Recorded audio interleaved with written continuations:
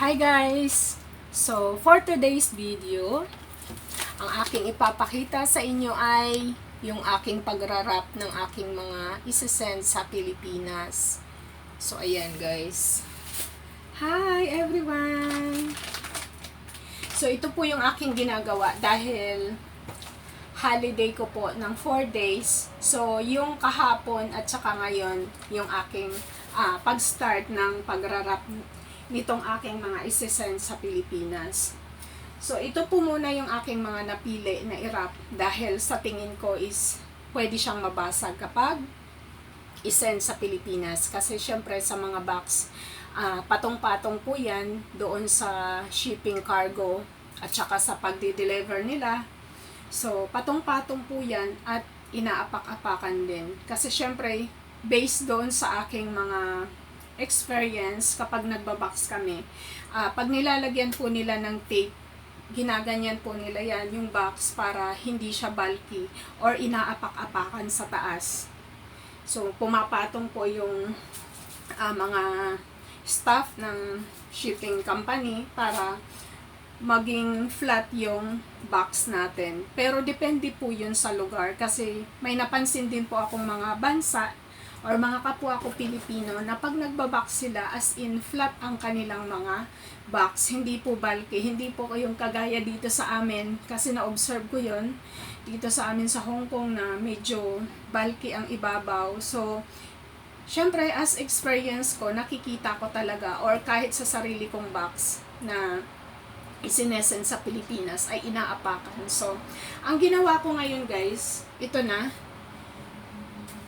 na po yan, naka-box na siya, binalot ko. Kasi ang iniisip ko, kung hindi ko to gagawin, manghihinayang talaga ako. Kasi, yun nga, mahal po ang mga gamit sa pagbe-bake. So, sinigurado ko na lang na, di bali na tayo magbayad, di ba guys? Ang mahalaga, pag dumating sa Pilipinas, makikita natin okay yung ating isesend. So, ayan. Marami na po tayo mga nabalot. So, ito pa guys. Ito yung aking ginagawa. Ay, may nakalimutan ako guys. Ito. So, itago ko na lang siya or pwede kong ilagay na lang sa ganito. Kasi importante po ito.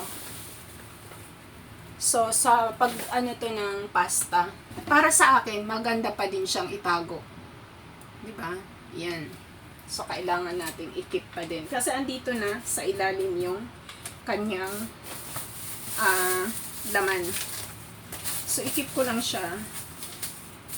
Ito naman ay pagkat ng cake. Yung parang string ng gitara. So, tingnan ko kung paano ko siya may pasok. Ayaw ko siyang itapon guys, kasi kumbaga para sa akin, maganda din yung meron tayong ganito. Ganito yung buhay ng isang OFW na nangangarap. Siyempre, kanya-kanya tayo ng diskarte guys, di ba? Kanya-kanya din tayo ng gusto kung ano yung gawin natin sa buhay. Kanya-kanya kung paano gumastos sa sahod.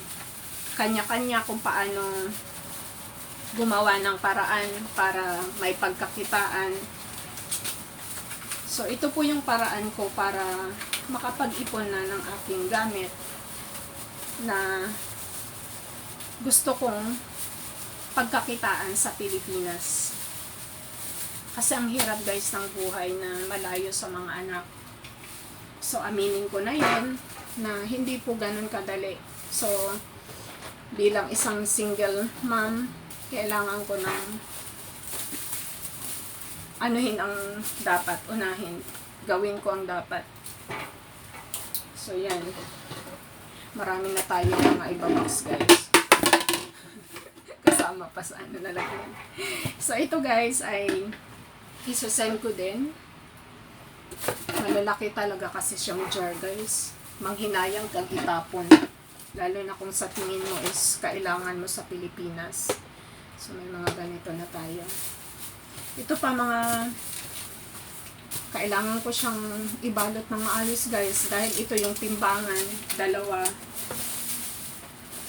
So, ang timbangan ko is expected ko 3 timbangan na. Isang timbangan na para sa tindahan, para sa bigas. Meron na tayong ganon. Hindi ko alam kung andun pa ha. So, ito is bago na, para sure. Then, meron pa akong pang baking din, dahil wala na po yung asawa ko. So, hindi ko maitanong sa kanya kung okay pa din yung timbangan kung maliit. Halos hawig din sa mga ganito guys. Pero ito is may salamin siya na timbangan. Yung isa salamin, magkaibang klase. Dahil yung unang nakita ko is wala akong choice. Ang hinahanap ko kasi guys na timbangan is hawig dito sa timbangan ng amo ko. So, hindi ko po agad So, hindi ko po siya agad nakita.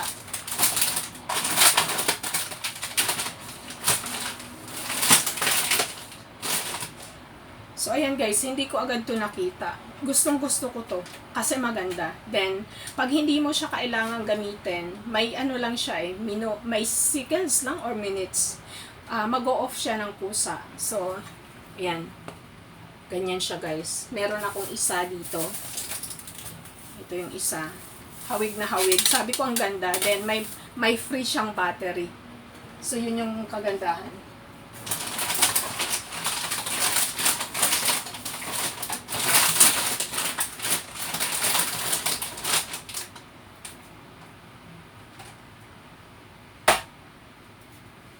Then ito na. Galing to sa kaibigan ko guys, kay Ate Dong. Hindi ko pa po ito na-try. So yan, malaking cutter, iba-ibang klase ng slicer niya, yung design. So malaki siya, makikita nyo ganyan. Ala ko nga nung una, electric, yung pala is manual pa din, pero ang kagandahan lang niya is meron po siyang numbers dito, kung anong kapal, kung anong size yung gusto mong pag-cut ng vegetables or fruits na gusto mong maikat. So, pwede rin siyang maliliit. Kailangan mo lang palitan ng number na kailangan mo. Then, yung klase ng pag-slice, merong plain, meron naman siyang parang, paano ba maipaliwanag yun? Basta meron siyang klase na iba-ibang cut. So, yan. Diba? Bigay lang po yan ng aking kaibigan guys, which is sobrang nagpapasalamat ako. Kahit hindi ko pa siya na-try, habang tinitingnan ko is sabi ko magagamit ko talaga siya sa aking mga gustong gawin. Lalo na kailangan kong gumawa ng paraan para kumita sa Pilipinas. So, yun, malaking bagay sa akin.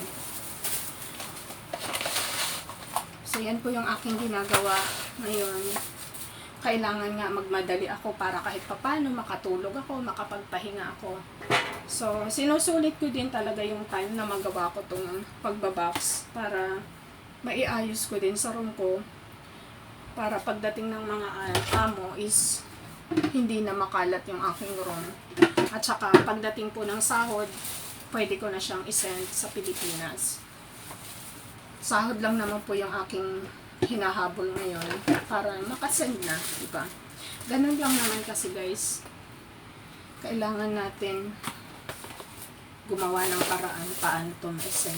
Sa dami nito guys, pinag-pre-pray ko na ma-send ko ng maayos at syempre, para makatipid na din tayo. Ang dami pa. So, ayan. Hindi pa po kasama yung nasa kwarto. Tinitingnan ko kasi ito yung mga importante kasi guys to sa akin. Ayan. Marami na to. So, isipin nyo yan kung sa box ng LBC. Then, meron pa dito. Ito pa. Iba pa yung nasa room guys. Wala pang mga damit. So, ito is mga gamit pa lang. Pero, syempre, hindi naman pwedeng hindi ko haluan ng damit, lalo na sa mga gilid-gilid. So, ang gagawin ko, igigit na ko itong mga gamit na to. Sa gitna siya. So, ayan. So, ito yung mga isi-send natin.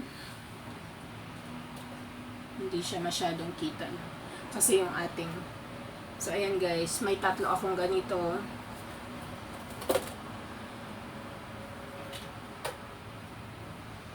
Ayan.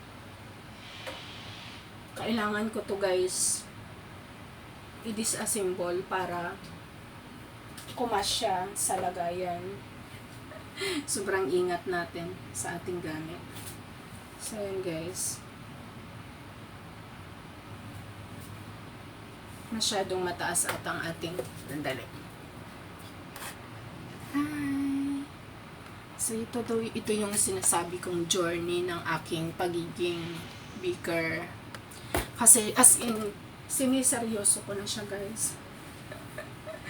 Ako lang yung nakakaintindi sa sarili ko. Ewan sa iba. Pero pag baker ka, mga bakers, makakaintindi kung ano yung pakiramdam ng ganitong naghahanda ka, then hindi ka naman mayaman, diba? Swerte ng mga bakers na may pera na sa umpisa. Pero sa mga katulad kong halos iniraraos lang ang araw-araw, hindi po ganun kadali. Magiging totoo po ako kahit sabihin mong OFW po ako. Pag malayo ka, hindi po talaga pwedeng buo yung masasahod mo. Malayo ka sa pamilya mo, sa mga anak mo. Gagastos ka pa rin talaga ng maisasend sa kanila. So, ayun guys. Aaralin ko to kung paano ko siya ikikip ng maayos. Lahat to ibabox ko. Ang dasal ko na lang guys, na sana, depende sa budget kasi kung dalawang box ang isesend ko, expected ko is more than 15,000 ang magagastos ko. Kasi sa isang box pa lang, is na siya sana nga may discount. Kasi instant naman po ako. So, sana, kasi magbaban po ako, then, syempre, yung box, jumbo, so mahal na din yun. Ito yung aking gagawin dito sa ating, ito pala ay shiver. Sa mga naghahanap ng ganito, pwede po kayong mag-view sa aking, na-i-upload ko na po yung ganito kong isa. Nung nakabili po ako ng isa, ginawan ko po ng video. So ito po pwede nating pagkakitaan sa Pilipinas. Pero ang sabi sa box, pang personal lang daw, hindi daw po siya pang business. So kung pang personal lang guys, okay na yung isa. Pero kung pang gusto mong business, kailangan wag kang mag-stick lang sa iisa kasi mapapagod yan. Hindi po siya heavy duty. Hindi po siya heavy duty. So kailangan bumili ka ng at least 2, 3, ganun, para meron kang extra. Hindi lang pwedeng iisa lang kasi mapapagod siya. So, yan. Tinatanggal ko isa-isa. Kaya magtatanong kayo kung kakasya ba lahat ito. Siyempre guys, kailangan kong tanggalin sa kanyang lagayan para maayos ko. So, yan. Ito yung china-charge lang siya. Sobrang malaking tulong sa akin. Sa totoo lang. Didisassemble ko guys kasi gusto kong ma-send. Tsaka gusto ko rin lagyan ng number. Alam nyo kung bakit? Mas maganda yung malagyan natin ng number para kahit papano doon sa kasi nila pag-check yung quality nito. Kumbaga quality control. Kung ano yung parts na dapat, doon mo talaga siya ilagay. Kahit sabihin mong pari-parihas yan. Naka-fit kasi yan guys. So, hindi natin masabi kung totally eksakto yung kanyang kapag pinagpalit-palit mo. So, mas maganda kung saan siya nakalagay, doon mo siya ibabalik. So, yun po yung aking gagawin. Kailangan ko siyang lagyan ng number. Kagaya niyan, may number na yung isa. Number 2. To number 2. Sandali. Ganyan ang ginagawa ko. Para maibabalik ko sa kung saan ko man siya tinanggal. So, ayun guys. Ito yung aking holiday na Sabi ko, sana matapos ko na ngayong araw to para kahit papano makapag-rest din ako.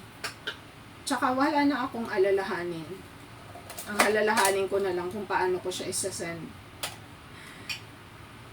Diba? Yun lang naman ang ano natin. Kung paano natin ma-send ng maayos. At saka mapagkas siya sa isang box sana. How I wish na isang box lang siya. Diba? Tingnan nyo naman to guys. Isang box ba to?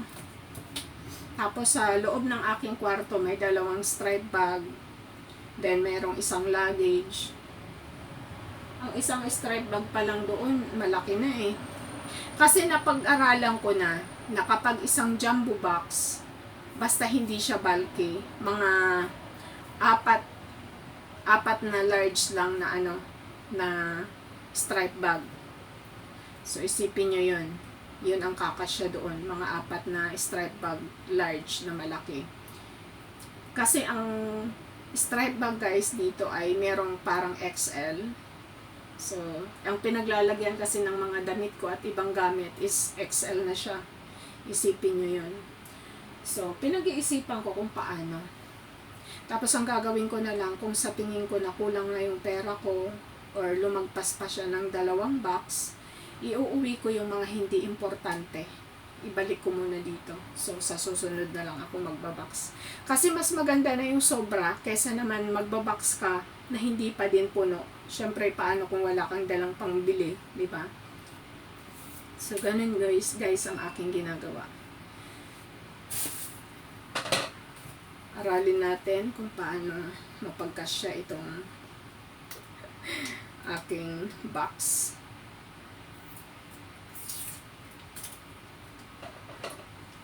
Kailangan ko kasi siya guys lagyan ng numbers kasi gusto ko maibalik siya kung saan ko siya inalis.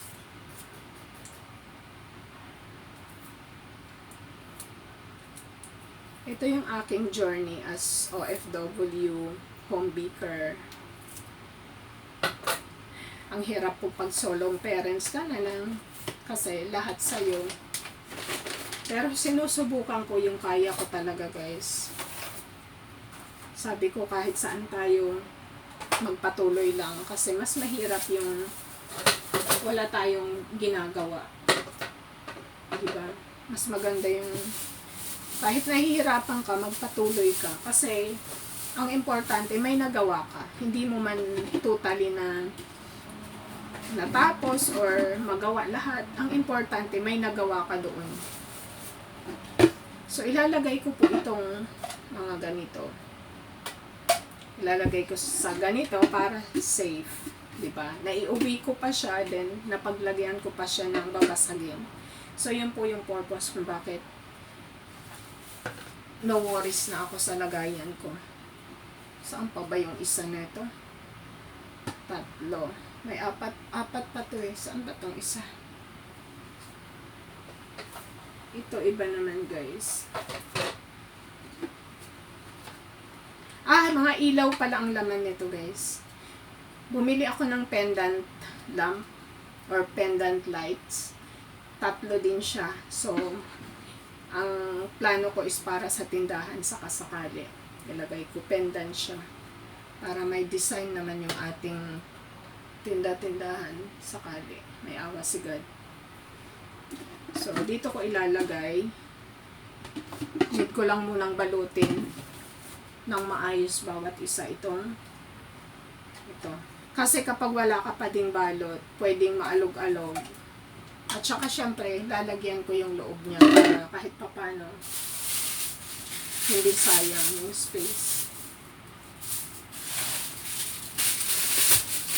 Ito yung ating journey guys.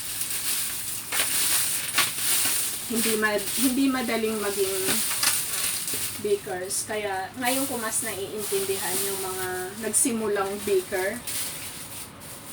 Kasi meron akong napanood na idolo ko siya. Pinanood ko siya paano siya nag-uumpisa, kwento niya. Kaya sabi ko, Ingatan natin to. Kaya sabi ko, parang naintindihan ko na yun ngayon kung paano yung pinagdaanan niya hanggang sa naging successful siya. Nakakatuwa na abot niya yung, kumbaga sa nasa tuktok na rin siya dahil kilalang kilala na siya eh. Diba? Doon ako parang mas na-inspired kasi hindi biro. Hindi birong maging beaker. So babalutan ko guys para safe ang aking gamit.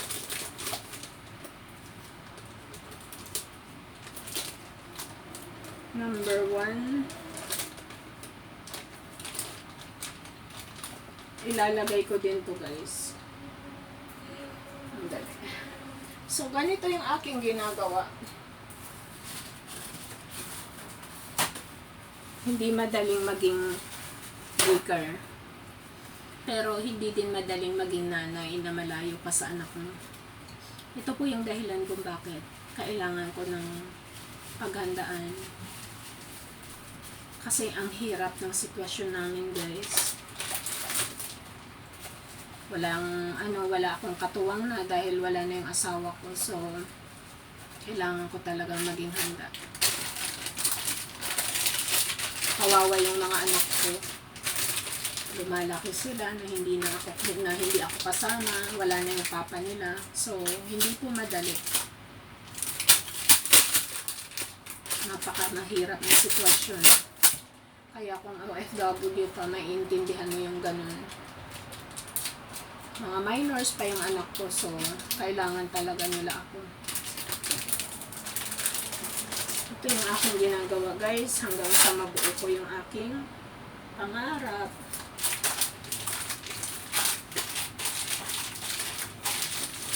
So kahit papano, mas safe man lang ang aking eye shaver.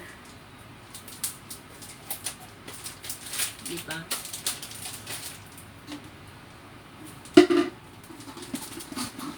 So yan guys, ang gagawin ko.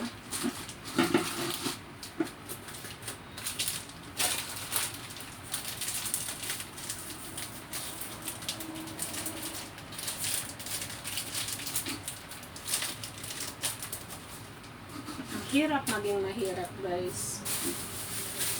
Diba? Balutan pa natin.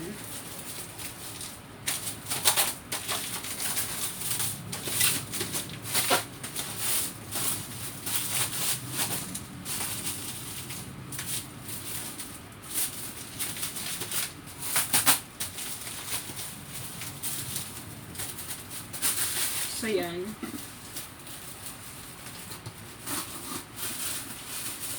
Siguro magtatanong kayo kung iyan lang ang ilalaman ko. Meron po akong ilalagay dyan. Beads. Nandito po yung mga beads. So, pupunuan ko din siya ng beads para kahit papano merong laman. Binalot ko lang siya guys kasi ang iniisip ko, what if na mayupi siya. Then, kung may beads, ang beads kasi may matutulis na parts din. Hindi mo masabi. Syempre, lang siya, plastic siya. So, maaaring mag-crack siya pag sakaling hindi kayanin nito. Pero ang tibay eh. Sa akin lang is naging na lang ako. Kumbaga, advance na lang yung ginawa kong pag-iisip. So, okay naman. Kailangan lang pag inapakan ba itong safe pa rin ba siya? Yun yung aking iniisip guys. Pag inapakan ba dito, safe ba siya? Ano din siya guys?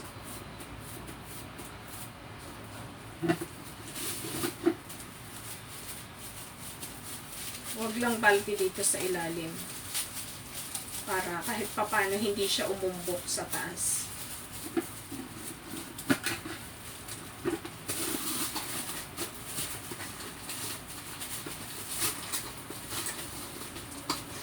Alam niyo kung bakit ganito na lang yung pag-iingat ko.